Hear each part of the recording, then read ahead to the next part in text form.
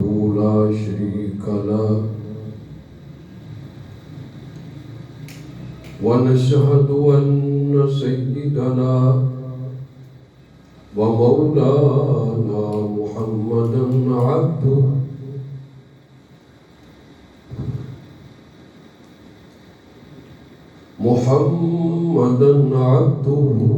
ورسوله. أما بعد، أعوذ بالله من الشيطان الرجيم. بسم الله الرحمن الرحيم.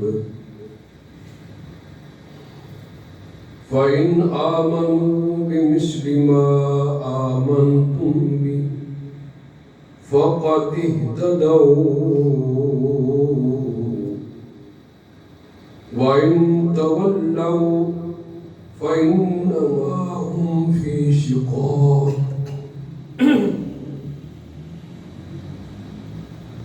فسيكفيكهم الله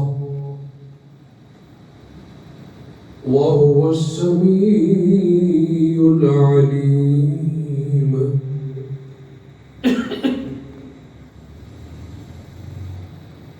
إن الله وملائكته يصلون على النبي يا أيها الذين آمنوا صلوا عليه وسلموا تسليما. اللهم صل على محمد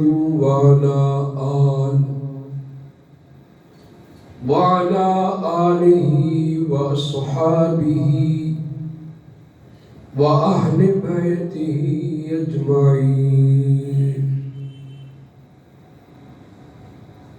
قال الرسول صلى الله عليه وسلم: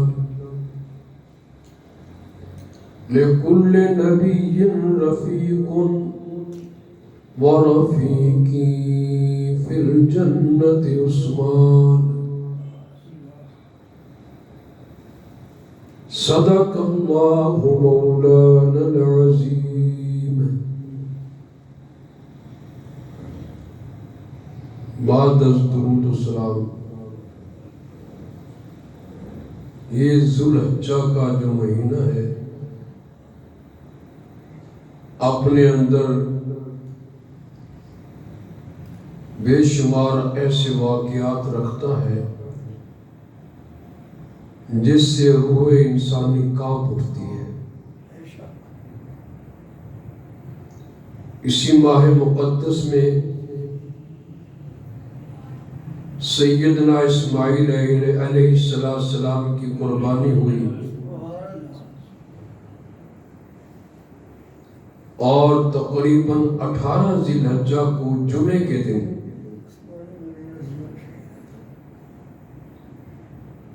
شہید مدینہ ذوالنورین 2 ہجرتوں کا جنہوں نے اجر پایا، سیدنا حضرت رقیہ رضی اللہ تعالی عنہ اور حضرت ام کلثوم رضی اللہ تعالی عنہ کے شوہر داماد مصطفیٰ سیدنا عثمان غنی رضی اللہ تعالیٰ عنہ کو اس بے دردی کے ساتھ شہید کیا گیا کہ آج تک قرآن مجید پہ خون کے قطرے گرے ہوئے ہیں اور وہ قرآن مجید ترکی میں اب بھی موجود ہے. اس لیے آج کا جمعہ اس حیثیت سے منفرد ہے کہ آج ہم امام الہجرتین ذوالہجرتین ذوالنورین اور سفیر مصطفیٰ پیغمبر دو عالم صلی اللہ علیہ وسلم کی جنہوں نے سفارت فرمائی ہے اس کے تذکرے پر ہوگا. کوشش ہوگی وقت مقرر پر اپنے مضمون کو کمپلیٹ کیا جائے۔ اس سے قبل کہ میں اس واقعے کی تفصیلات میں جاؤں، قرآن نے ایک اطلاع بھیجی ہے، فَإِنْ آمَنُوا بِمِثْلِ مَا آمَنْتُمْ بِهِ فَقَدِ اهْتَدَوْا۔ اگر وہ ایمان ایسا لائے جیسے صدیق اور عمر لائے رضی اللہ تعالی عنہما، یا سیدنا عثمان غنی لائے، یا سیدنا حضرت علی رضی اللہ تعالی عنہ لائے، فَقَدِ اهْتَدَوْا، وہ کامیاب ہو گئے۔ وَإِن تَوَلَّوْا، اگر وہ ایسا ایمان نہیں لاتے، منہ پھیر لیتے ہیں، ان پر یہ بات واضح کر دو، فَإِنَّمَا هُمْ فِي شِقَاقٍ، وہ بدبخت ہیں۔ قرآن نے صحابہ کرام کی کئی مقام پہ تعریف کی ہے، کہیں فرمایا اولئک هم المؤمنون حقا، کہ وہ سچے مسلمان ہیں۔ آج قرآن کی شہادتیں، پیغمبر دو عالم صلی اللہ علیہ وسلم کی یہ حدیث، لِكُلِّ نَبِيٍّ رَفِيقٌ، ہر نبی کا ایک رفیق ہے، وَرَفِيقِي فِي الْجَنَّةِ عثمان، اور جنت میں میرے ساتھ عثمان غنی ہوں گے۔ آپ اندازہ لگائیں، جو رسول اللہ کا جنت میں رفیق ہوگا اس کا کیا مقام ہوگا۔ آج بدترین لوگ اور گمراہ ترین لوگ صحابہ کرام کے بارے میں مغلظات بک رہے ہیں، لیکن ان کو یہ باور ہونا چاہیے کہ یہ سب کچھ جو کر رہے ہو دراصل یہ حضرت علی کی دشمنی ہے، دوستی نہیں۔ قرآن مجید کی چند آیات کی تشریح کرنے کے بعد میں موضوع سخن کی طرف آؤں گا۔ انما المؤمنون، مومن ہوتا کون ہے؟ مومن کی تعریف کیا ہے؟ المؤمنون الذین اذا ذکر اللہ، جب اس کے سامنے اللہ کا نام لیا جائے، وجلت قلوبہم، ان کے دل ڈر جاتے ہیں اللہ سے، وَإِذَا تُلِيَتْ عَلَيْهِمْ آیَاتُهُ، اور جب قرآن کی آیات کی تلاوت کی جائے، زَادَتْهُمْ ایمانا، ان کے ایمان اور بڑھ جاتے ہیں، وَعَلَىٰ رَبِّهِمْ يَتَوَكَّلُونَ، اور میرے جو صحابہ ہیں ان کا بھروسہ صرف اللہ کی ذات پر ہے۔ ان کے نزدیک مشکل کشا کون ہے؟ حاجت روا کون ہے؟ داتا کون ہے؟ دینے والا کون ہے؟ مشکلیں حل کرنے والا کون ہے؟ قرآن مجید نے اسی آیات کو 181 میں بڑے عجیب انداز سے ارشاد فرمایا، وَاذْكُرُوا إِذْ أَنْتُمْ قَلِيلٌ، تم تھوڑے تھے، بہت کم تھے، مُسْتَضْعَفُونَ فِي الْأَرْضِ، کمزور تھے زمین میں، ڈرتے تھے لوگ اچکنا میں، فَآوَاكُمْ، اللہ نے تم کو ٹھکانہ دیا، وَأَيَّدَكُمْ بِالنَّصْرِهِ، اپنی مدد سے تمہاری تائید کی، وَرَزَقَكُمْ مِنَ الطَّيِّبَاتِ، اور رزق دیا پاکیزہ چیزوں کا، لَعَلَّكُمْ تَشْكُرُونَ، تاکہ تم اللہ کا شکر ادا کرو۔ صحابہ کرام کے بارے میں اللہ کے پاک پیغمبر بڑے عجیب جملے ارشاد فرما رہے ہیں اور لوگوں کو باور کرا رہے ہیں کہ میرے صحابہ نے اپنی زندگی کا ہر حصہ اللہ کے لیے لٹا دیا۔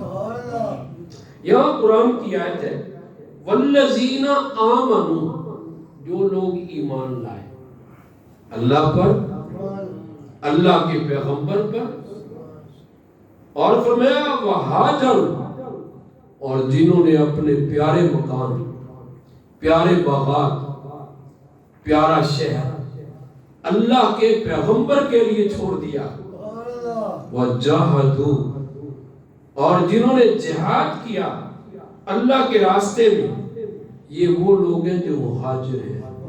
اور جنہوں نے اپنا گھر دیا، جن کی 2 بیویاں ہیں، فرمایا ایک کو طلاق دیتے ہیں، تم نکاح کر لو اگر کرنا چاہتے ہو تو. یہاں قرآن نے کیا کہا؟ والذین آووا، جنہوں نے ان کو ٹھکانہ دیا اور مدد کی، اولئک هم المؤمنون حقا، وہ سچے اور پکے مومن ہیں. قرآن ان کو کہہ رہا ہے مومنون حقا، کہ ان کے مومن کے حق ہونے میں شک. یہ مومنوں کے اوپر الفاظ بدلتے ہیں کہ کم از کم ان کو علم ہونا چاہیے. قرآن ان کو کہہ رہا ہے ہم المؤمنون حقا، اور یہاں قرآن نے الفاظ کہا لہم مغفرہ، سب سے پہلے میں نے ان کو معاف فرما دیا. اور دوسرا جملہ کیا فرمایا؟ ورزق کریم، اور عزت کا رزق اللہ ان کو دے گا. اب دیکھیے سورۃ توبہ، اور آیت نمبر میرے پاس 100 ہے. یہ ہے سورۃ توبہ کی آیت نمبر 100، جس میں صحابہ کے بارے میں قرآن کیا کہہ رہا ہے. اور اس میں عثمان غنی بھی شامل ہے رضی اللہ تعالی. اونچی آواز سے کہو. یہاں قرآن یہ کہہ رہا ہے والسابقون الاولون من المہاجرین والانصار، اور سبقت کرنے والے ان لوگوں سے جو مہاجر ہیں اور انصار ہیں، جو سب سے پہلے اسلام لائے. اور حضرت ابو بکر کا نمبر ان میں ہے جو سابقون ہیں، حضرت عمر کا نمبر ان میں ہے جو سابقون ہیں، حضرت عثمان کا نمبر ان میں ہے جو سابقون ہیں، حضرت علی کا نمبر ان میں ہے جو سابقون ہیں. اب قرآن ان کے بارے کیا کہہ رہا ہے؟ والانصار، جو انصار ایمان لانے والے ہیں وہ بھی، جنہوں نے پیروی کی ان کی احسان نیک کاموں میں، رضی اللہ عنہم ورضوا عنہ، وہ اللہ پہ راضی ہو گئے، اللہ ان پہ راضی. قرآن اصحاب مصطفیٰ پہ راضی ہے، پیغمبر راضی ہے. اب کوئی بکے، کوئی کچھ کہے، اپنی جہنم خود آباد کرے گا. ورنہ جس طرح رسول اللہ کی نبوت میں شک نہیں، یاران مصطفیٰ کی صداقت میں شک نہیں. اتنا واضح پیغام. پھر قرآن کیا کہہ رہا ہے؟ لَقَدْ رَضِيَ اللَّهُ عَنِ الْمُؤْمِنِينَ إِذْ يُبَايِعُونَكَ تَحْتَ الشَّجَرَةِ. اللہ فرماتے ہیں مجھے میری قسم ہے، جن 313 آدمیوں نے اس درخت کے نیچے بیعت کی، میں ان سے راضی ہو گیا. پھر عثمان غنی بھی ان میں شامل ہے، سابقون میں بھی شامل ہے. اور بدر میں حضور صلی اللہ علیہ وسلم کے ساتھ عثمان غنی تشریف نہیں لے گئے. کیوں؟ حضور نے فرمایا میری بیٹی بیمار ہے، تم تیمارداری کرو، اور جو بدریوں کو انعام ملے گا، غنیمت ملے گی، میرا عثمان وہ تجھے بھی ملے گا، اور جو ان کو اجر ملے گا، میرا عثمان وہ اجر بھی تجھے ملے گا. تو ہر مقام پہ سیدنا حضرت عثمان رضی اللہ تعالی عنہ کی قرآن نے تعریف کی ہے. اب دیکھیے گا قرآن کا اپنا ایک مزاج ہے. قرآن جب کسی کی تعریف کرتا ہے نہ ڈرتا ہے نہ خوفزدہ ہوتا ہے. سب اعتراض جتنے صحابہ پر کیے جاتے ہیں یہ لچر قسم کے ہیں، ان کی حقیقت نہیں. سیدنا عثمان غنی رضی اللہ تعالیٰ عنہ 12 سال سے 12 دن کم حکومت کی. جب تشریف لائے 22 لاکھ مربع میل تھی، اور جب خونی کفن پہن کر لیٹے ہوئے تھے 44 لاکھ مربع میل تھی۔ انہوں نے تو کچھ کیا، تم نے کیا کیا؟ سوائے جھگڑے کے، سوائے فساد کے۔ آج پورے ملک میں کہیں صدیق کو بھونکا جا رہا ہے، کہیں نبی کی نبوت کو چیلنج کیا جا رہا ہے، اور اس میں بڑے بڑے مکار شامل ہیں جو ظاہری طور پہ کہتے ہیں لا الہ الا اللہ محمد رسول اللہ، لیکن ان کی امداد، ان کا تعاون غیروں کے ساتھ ہے۔ اور کچھ وہ لوگ ہیں جن کی زبانیں گنگ ہو چکی ہیں اور ان کی زبانوں پہ خاتم النبیین کا لفظ ہی نہیں آتا۔ دنیا میں، عرب میں، ساری کائنات میں حضور آخری نبی ہیں اور آپ کے آخری نبی ہونے میں شک نہیں ہے۔ جب ان بلوائیوں اور خارجیوں نے مکہ میں اپنی پوزیشن، مدینہ منورہ میں پوزیشن ٹیٹ کر لی، تو انہوں نے سیدنا عثمان غنی رضی اللہ تعالیٰ عنہ اسی مسجد میں، اسی مصلی میں نماز پڑھاتے رہے جہاں رسول اللہ نے سجدے کیے۔ وہ مصلی بھی باعث برکت، وہ منبر بھی باعث برکت، اور وہ عصا جس پہ رسول اللہ صلی اللہ علیہ وسلم نے خطبہ دیا، رسول اللہ کی جس کو ہاتھ لگے وہ عصا بھی برکت۔ اور عثمان غنی رضی اللہ تعالیٰ عنہ وہاں خطبہ دے رہے ہیں، اور خطبے میں اللہ کے احکام بیان کیے جاتے ہیں، اللہ کی عبادت اور پیغمبر کی اطاعت کی طرف لوگوں کو بلایا جاتا ہے۔ خطبے کا معنی یہ ہے جس میں اللہ کی حمد و ثنا کی جائے، رسول اللہ صلی اللہ علیہ وسلم کی نبوت کا اعلان کیا جائے اور لوگوں کو دعوت فکر دی جائے، یہ خطبے کا معنی ہے۔ خطبہ دے رہے ہیں۔ عثمان غنی ہے کون؟ فرمایا لِكُلِّ نَبِيٍّ رَفِيقٌ وَرَفِيقِ فِي الْجَنَّةِ عثمان۔ ہر نبی کا ایک دوست ہوتا ہے اور جنت میں میرا دوست عثمان غنی ہوگا۔ اندازہ لگا ہے عثمان کے مقام کا۔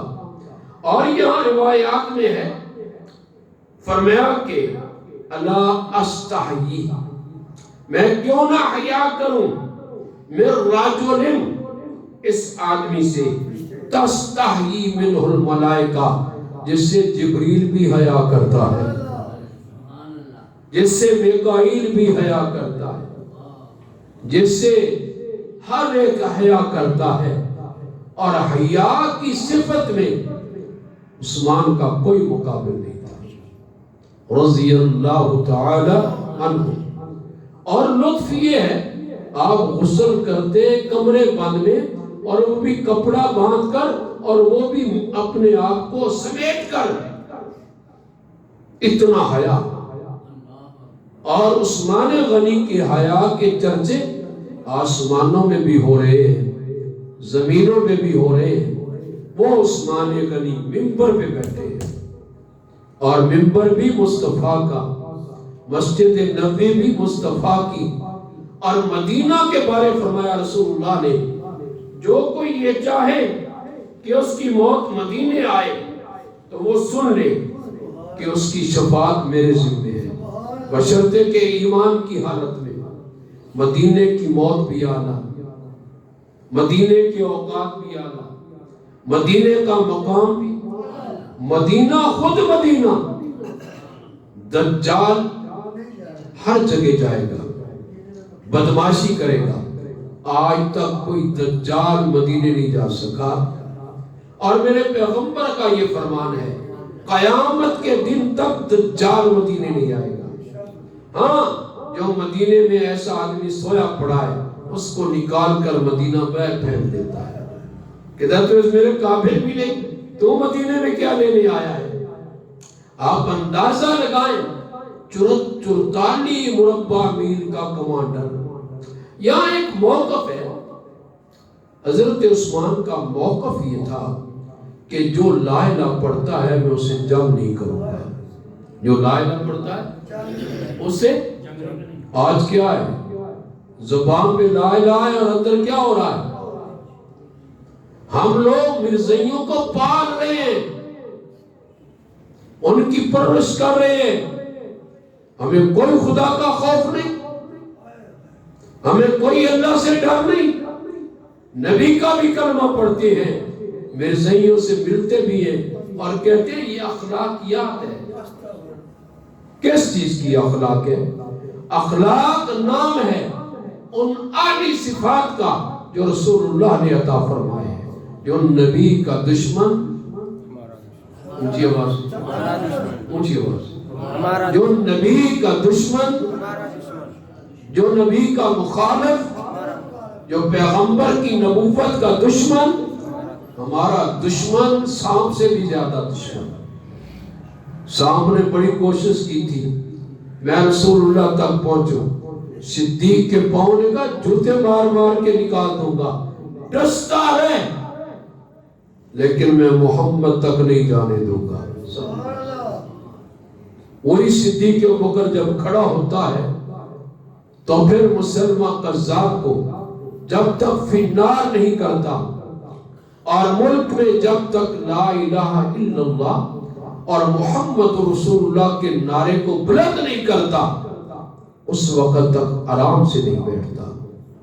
آج قادیانی ادھر پھر رہے، کوئی عیسائی چوک رہا ہے، بھائی آج تک کسی مسلمان نے عیسیٰ علیہ السلام کے بارے کوئی لفظ کہا ہے؟ تم کیوں بھونکتے ہو؟ جب عیسیٰ علیہ السلام کا احترام مسلمان کرتا ہے تو پھر مسلمانوں کے نبی کا احترام تم کو کرنا پڑے گا، اگر نہیں کرو گے تو کرایا جائے گا۔ آج تو 14 اگست آ رہا ہے، کاش کبھی قائد اعظم زندہ ہوتا اور اپنے پاکستان کو آ کر دیکھتا کہ جس کو لا الہ کی بنیاد پر پاکستان بنایا گیا تھا، اس لا الہ کے ساتھ اس قوم نے کیا حشر کیا ہے۔ آنکھ کھلتی ہے اس کو نظر آتا۔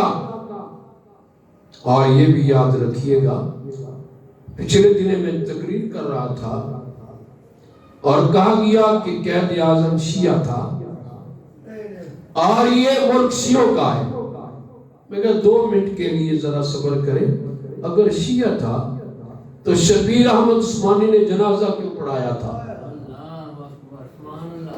مولانا شبیر احمد عثمانی نے جنازہ کیوں پڑھایا تھا اس وقت نہیں تھا، ورنہ جنازہ شبیر احمد عثمانی نہ پڑھاتے اور یہ نہ پڑھنے دیتے نہ پڑھانے دیتے۔ قائد اعظم ایک سیاستدان تھا، متعصب نہیں تھا، وسیع الظرف تھا، اور اس نے ملت اسلامیہ کے لیے اور پاکستان کے لیے کوشش کی۔ اس کے ہاتھ دائیں میں شبیر احمد عثمانی تھے اور بائیں میں مولانا اشرف علوی تھانوی تھے۔ عرض کر رہا تھا کہ سیدنا عثمان غنی ممبر پہ بیٹھے، سبائیوں نے، ان غنڈوں نے پتھر مارنے شروع کر دیے اس ممبر پر جس ممبر کو میرے محمد کا پسینہ لگا تھا۔ اس ممبر پہ پتھر، اور صرف یہ نہیں، عثمان غنی کے پتھر۔ آپ نے مسجد نبوی میں 30 دن حصار کے دن جب محاصرہ کیا جا چکا تھا، سبائیوں نے اور غنڈوں نے محاصرہ کر رکھا تھا، 30 دن آپ نماز پڑھاتے رہے، خطبہ دیتے رہے، اور آخری 10 دن تھے آپ کو روک دیا گیا کہ آپ مسجد نبوی میں جمعہ نہیں پڑھا سکتے، نماز نہیں پڑھ سکتے۔ سیدنا عثمان غنی ممبر پہ تھے، یہ ممبر مصطفیٰ کا تھا، یہ مسجد نبوی تھی، رسول اللہ نے خود بنیاد رکھی، پہلی اینٹ آپ نے رکھی، دوسری اینٹ ابو بکر نے رکھی رضی اللہ تعالیٰ عنہ، تیسری اینٹ سیدنا عمر نے رکھی، حضرت علی نے رکھی۔ فرمایا ہؤلاء خلفاء من بعدی، میرے بعد یہ میرے خلیفہ ہوں گے. ممبر بھی نبی کا، مسجد بھی نبی کی. یہ تھوڑا احترام ہے؟ جو مسلمان ہے، جو لا الہ پڑھتا ہے، لا ترفعوا اصواتکم فوق صوت النبی، جہاں میرا پیغمبر ہو اونچی آواز سے نہ بولو.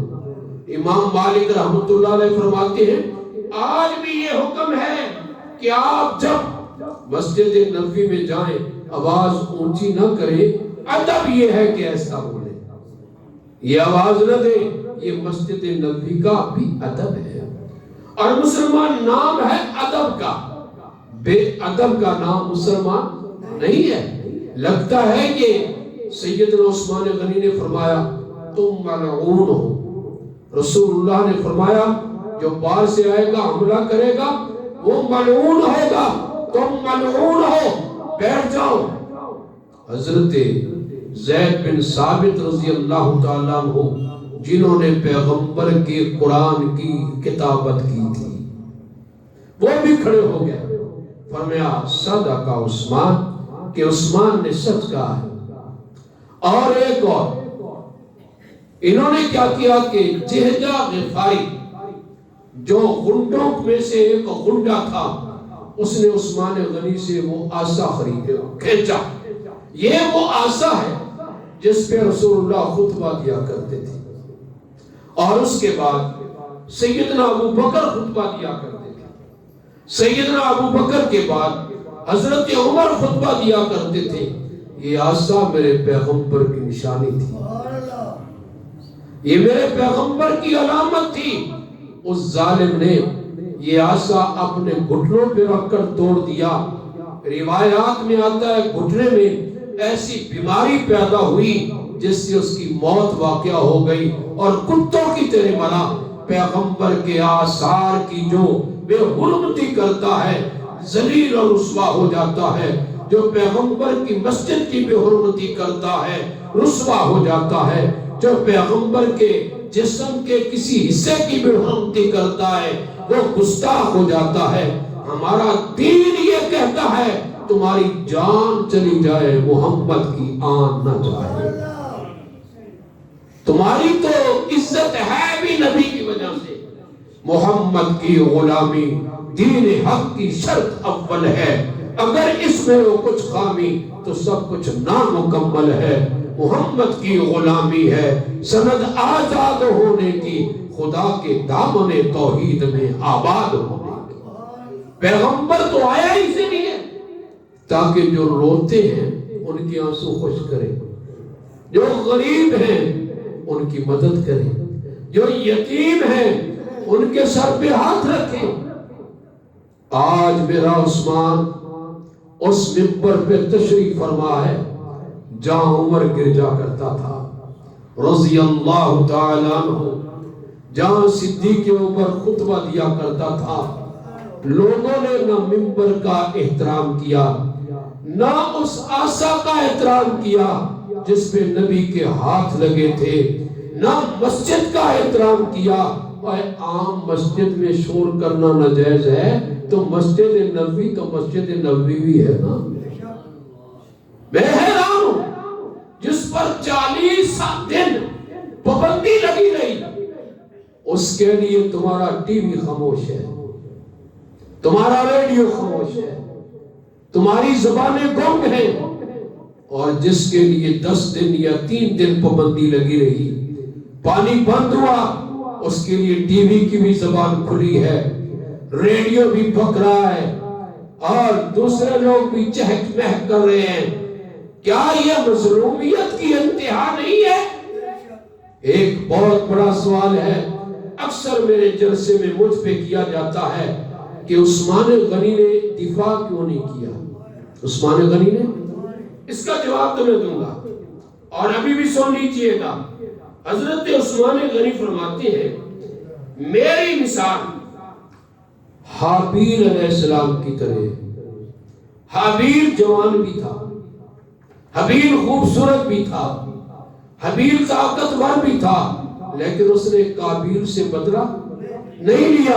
فرمایا تو مارتا ہے مجھے مار، قتل کرتا ہے کر، میرا بدلہ خدا تم سے لے گا۔ حضرت حابیل علیہ السلام بڑے اچھے انداز سے متکلم ہے اور کلام فرما رہے ہیں کہ آج تم مجھے مار لو، کچھ کر لو، لیکن میرا بدلہ کون لے گا؟ اللہ لے گا۔ یہی عثمان غنی کا موقف تھا۔ راجہ بازار میں میری تقریر تھی، میں نے کہا میرے عثمان کا یہ موقف تھا، مجھے جلا دو، مجھے قتل کر دو، لیکن اللہ کی قسم میں کسی کلمہ گو کا خون نہیں بہاؤں گا۔ وہ خارجی ہیں، وہ بدماش ہیں، سب کچھ ہیں، اور مسجد نبوی میں فوج کو بلا کر جنگ ریزی بھی نہیں کروں گا۔ لکھا ہے علماء نے عثمان غنی پر اتنا پتھر مارے کہ آپ بے ہوش ہو گئے۔ آپ کو چارپائی پہ اٹھایا گیا اور اٹھا کر لایا گیا۔ آپ گھر ہوش میں آئے۔ جب ہوش میں آئے تو لوگوں نے کہا حضرت آپ ہمیں جہاد کی اجازت دیں، آپ ہمیں اونچی آواز جہاد کی اجازت دیں۔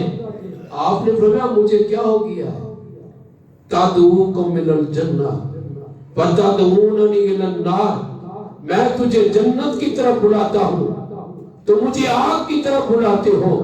اور حدیث میں آتا ہے فرمایا اللہ آپ کو خلافت کی قبا پہنائے گا۔ لوگ چھیننا چاہیں گے، عثمان خلافت کی قبا نہ اتارنا، مر جانا لیکن خلافت کی قبا نہ اتارنا۔ رسول اللہ صلی اللہ علیہ وسلم تشریف فرماتے اور اندر ابو بکر آئے، آپ نے فرمایا اس کو جنت کی خوشخبری دے دو۔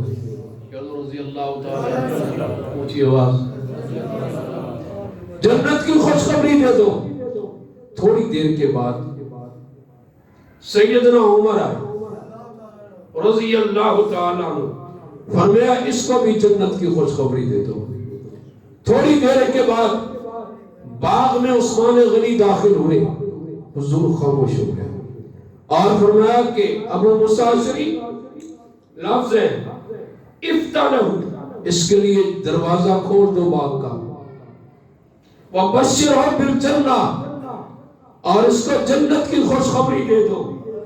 الا بلوا تصیبہ، اس مصیبت پر جو اس کو پہنچے گی، فاذا ہوا عثمان۔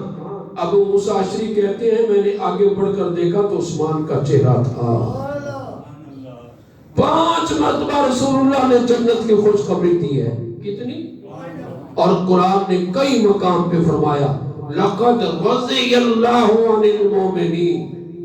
عثمان نہیں، جو عثمان کے ساتھ مل گیا میں نے اس کو بھی معاف کر دیا۔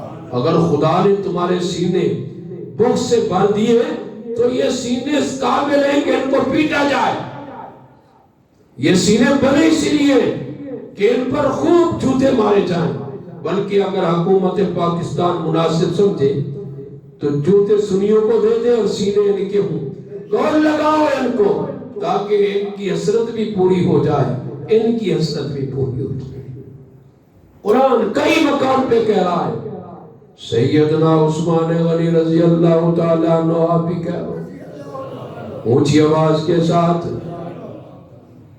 آپ ممبر پہ تشریف فرمائے، ممبر کی بے حرمتی کر دی، مدینے کی بے حرمتی، اور شہر مدینہ نہیں بلکہ ان صحابہ کی بے حرمتی۔